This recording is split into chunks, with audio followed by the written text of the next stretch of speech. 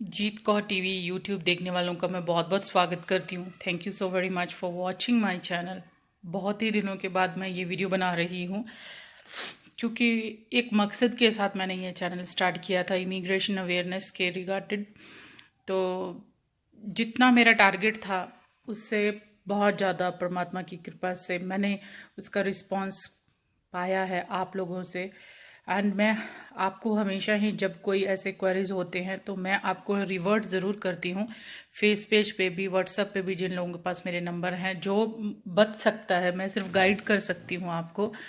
And दूसरी जो चीज़ है, मेरा जो मकसद है इमिग्रेशन अवेयरनेस के दौरान, मुझे एक ऐसी चीज़ पता चली है कि इमिग्रेशन का जो फ्रॉड है नॉर्थ इंडिया में, स्पेशली पंजाब, हरियाणा एंड हिमाचल में जो हो रहा है, पंजाब के लोग जो टारगेट हो रहे हैं उसके थ्रू। तो सबसे पहला तो मैं यही कहना चाहती हूँ कि जो हमारी चॉइस है कि हम जाना ही चाहते हैं बाहर किसी भी कंट्री में, किसी भी डेवलप्ड कंट्री में, जैसे कि जो 5 कंट्रीज़ हैं वो मेजर इंटरेस्ट में हैं। और उसी की वजह से जो है agents, not agents I can say, कि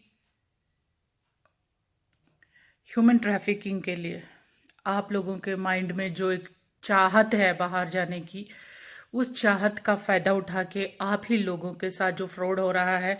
एक एक लिमिट मैंने देखी थी, और वो जब लिमिट क्रॉस होती गई तो मैंने वीडियोस बनाने बंद कर दिए कि मुझे ऐसे लगा कि अब बोलने का कोई फ़ायदा नहीं है, लेट देम सफ़र करके।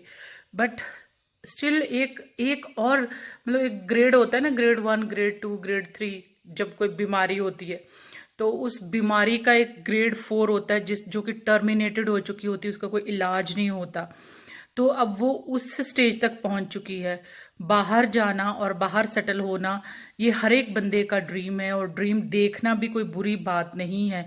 बट उस ड्रीम में जब ये जो एजेंट्स हैं जो घपले करते हैं, अगर आप एलिजिबल नहीं हैं, मैं आपको फिर से बताती हूँ, अगर आप एलिजिबल नहीं हैं, अगर आपको इमिग्रेशन की नॉलेज नहीं है, और आपकी कैपेबिलिटी भी नहीं है, और आपको नॉलेज भी नहीं है, तो आपको लोग बेवकूफ़ बनाते ही रहेंगे। मैं ये कोशिश करूँगी कि मैं फिर से वीडियोस बनाऊँ, हिंदी में वीडियोस बनाऊँ अपने, या पंजाबी में बनाऊँ, जो भी करना है मुझे। फिर से एक जैसे लेसन होता है रिवीजन के जैसे, क्योंकि कुछ नए लोग हैं जिनको व्हाट्सएप पे बहुत देर तक समझाने से भी समझ में नहीं आ रही उनको बातें। तो एक फिर से एक नया मैं सीरीज स्टार्ट करूँगी, ताकि एक आखिरी कोशिश मैं कर सकूं उन लोगों के लिए जिनको इमिग्रेशन का नॉलेज नहीं है। मुझे इस बात की बहुत ही ज़्यादा खुशी हुई कि जो लोग पढ़े लिखे हैं, हाईली एजुकेटेड हैं, और वो माइग्रेट होके कनाडा जाना चाहते हैं, जो लोगों ने मुझसे 18 एंड 19 एंड 17 में बात की, बहुत सारे लोग सेटल हुए हैं। एंड बहुत सारे लोगों ने खुद ही अपने प्रोसेस स्टार्ट किए हैं, किसी कंसल्टेंट से हेल्प लेके। अदरवाइज मैक्सिमम लोगों ने जो है ऑनलाइन गूगल में, सीआरसी की वेबसाइट में, कनाडा की हर एक चीज़ वहाँ पे है। आपको ऑनलाइन कैसे अप्लाई करना है ये तो वो लोग कर सकते हैं जिनकी कैपेबिलिटी है, जिनकी कैपेसिटी है, और जिनकी एलिजिबिलिटी है। एंड कई लोग एलिजिबल नहीं होते पर उनके सपने हैं। अब आप देखिए, अगर आपको शुगर है, अगर आपको डायबिटीज़ है, तो अगर आप ज़्यादा शुगर खाएंगे तो आपकी क्या हालत होने वाली है, ये उसका ही एक एक जो बोलते हैं ना कि कीड़ा लग चुका है। जो वो एक टाइप के कीड़े की मैं बात करूंगी। एक ऐसी साजिश किसी के साथ की गई, और मुझे उस चीज़ का इतना दर्द है, पेन होती है मुझे जब ऐसे लूटे जाते हैं लोग। और ये बातें मैंने बार बार आपसे की थी कि ऐसी हरकतें मत करो। तो अब ये हरकत मैं आपको बताती हूँ। पढ़े लिखे लोग जब ऐसे एजेंट्स के हाथों चढ़ जाते हैं, और उनको बाद में अपॉर्चुनिटी भी होती है, मैं आपको हमेशा कहती हूँ, अगर आप एलिजिबल हो, आपकी अपॉर्चुनिटी मिलती है ज़िंदगी में, तो आप अपने आप को गलत अपॉर्चुनिटी, गलत साइड्स में जाके ब्लॉक मत कर दें आपका करियर, आपका फ्यूचर। तो यही हुआ। किसी लड़की ने कनाडा जाना था, या ऑस्ट्रेलिया जाना था, या किसी ऐसी कंट्री में जो 5 मेजर कंट्री जो हमारे इंटरेस्ट में होते हैं, हम सब जाना चाहते हैं। उनको स्पॉन्सर भेजा किसी उनके रिश्तेदार ने। तो अगर लड़की अनमैरिड है और कोई उनका सेकंड ब्लड रिलेशन में से कोई अगर स्पॉन्सर भेजता है तब भी वीज़ा लगने के कम ही चांस होते हैं। तो उन्होंने एजेंट के पास जाकर अपने बाहर जाने की इच्छा व्यक्त की। उसके बाद जो उसके साथ हुआ वो मैं अब आपको बताने जा रही हूँ।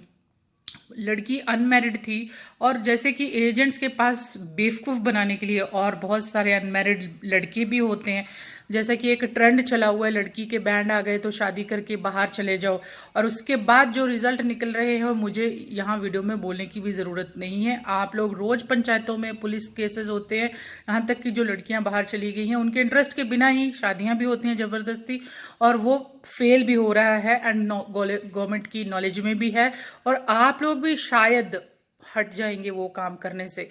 बट यहाँ पे जो हुआ ये एक ऐसा दहलाने वाली बात है कि अनमैरिड लड़की की किसी अनमैरिड स्ट्रेंजर से मैरिज सर्टिफिकेट बना दिया गया, क्योंकि ये हो रहा था कि सिंगल लड़की का तो हो नहीं सकता, और स्पॉन्सरशिप भी आई थी, तो उस लड़के के जो प्रॉफिट होता अगर वीज़ा लग जाता, एक तुक्का लगाते हैं ना, एक तुक्का, वो तुक्का लगाने की कोशिश की, और लड़की के पेरेंट्स, जिंदा पेरेंट्स के डेथ सर्टिफिकेट बना के उनको मार दिया गया वीज़ा फॉर्म में, कनाडा एम्बेसी का और ऑस्ट्रेलिया एम्बेसी का।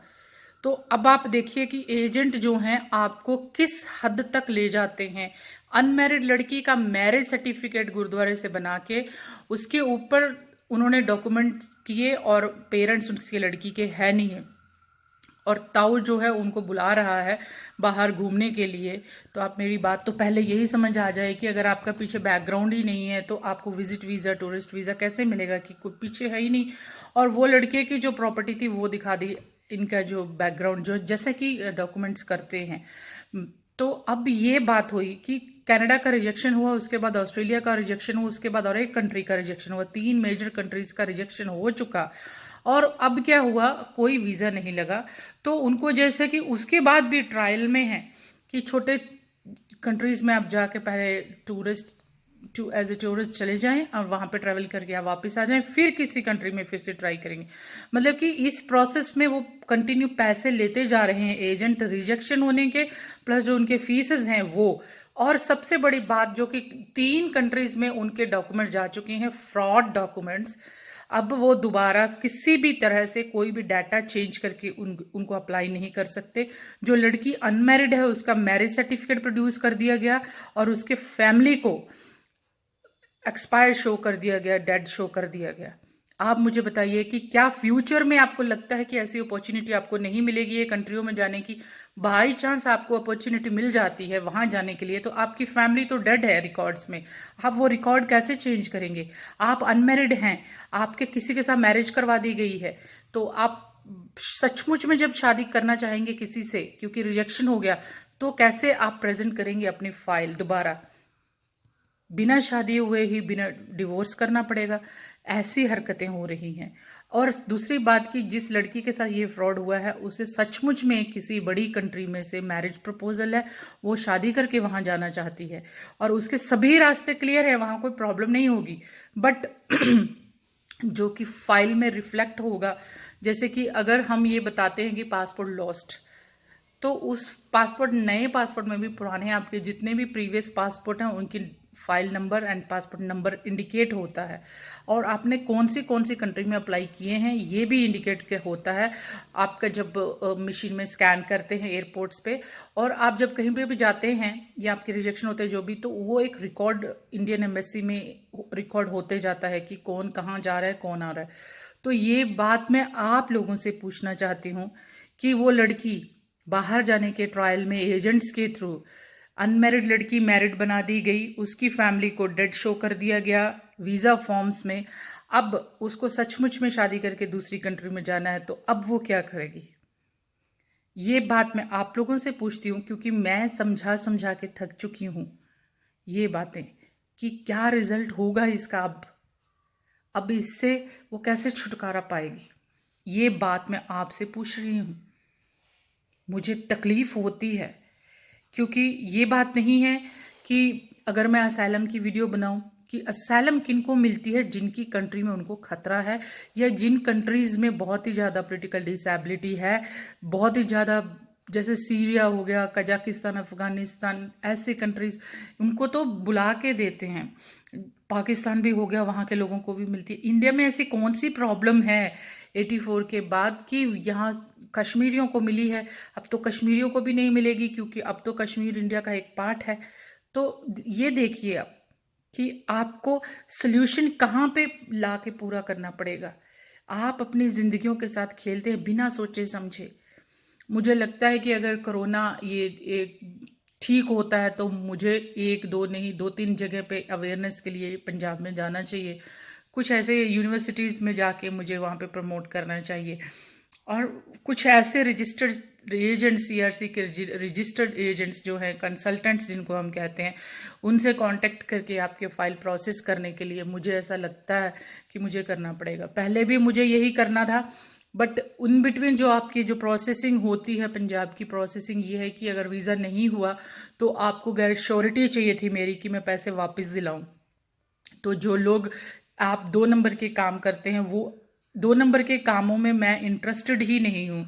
सिर्फ काउंसलिंग में, गाइडेंस में मैं इंटरेस्टेड हूँ। उसी हिसाब से अगर आप फाइल लगाते हैं, आपकी एलिजिबिलिटी, आपके पॉइंट्स जो हैं, और वहाँ पे कितनी डिमांड है, आपकी ऑक्यूपेशन लिस्ट में, डिमांड लिस्ट में आपका है सचमुच में आपको एक्सपीरियंस। मैं किसी फ्रॉड डॉक्यूमेंट को बिल्कुल भी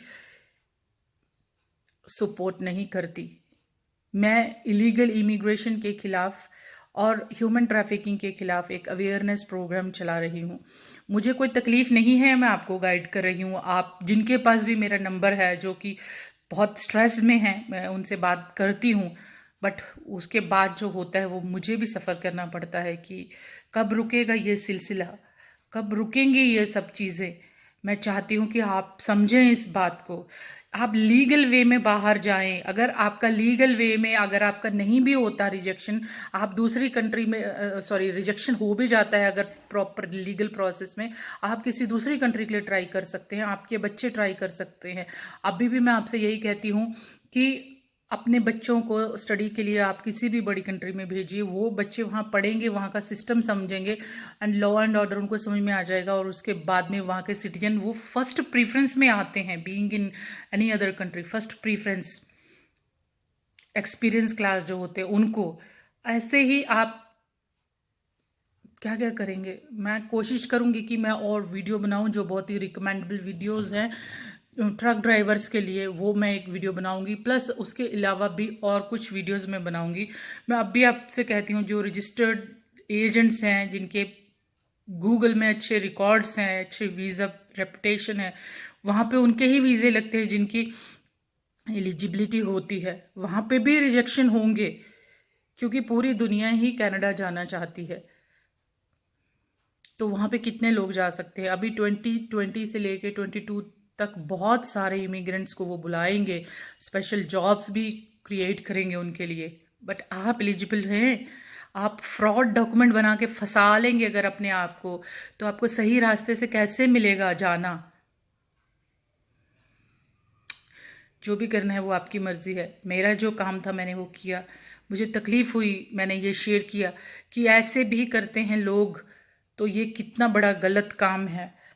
अब वो एजेंट के नंबर बंद हैं और उसकी सही नाम भी नहीं पता किसी को, उसका कुछ एड्रेस नहीं पता, वो किसी के पास ऐसे ही बैठता था बाहर ले जाने के लिए। तो आप कितने कितने लेवल तक आप स्टैंड अपना देखिए, कहाँ पे हैं आप, कि आपके साथ कोई कुछ भी कर देता, आपको पता ही नहीं चलता। तो इस चीज़ से आप बचिए। Thank you for watching.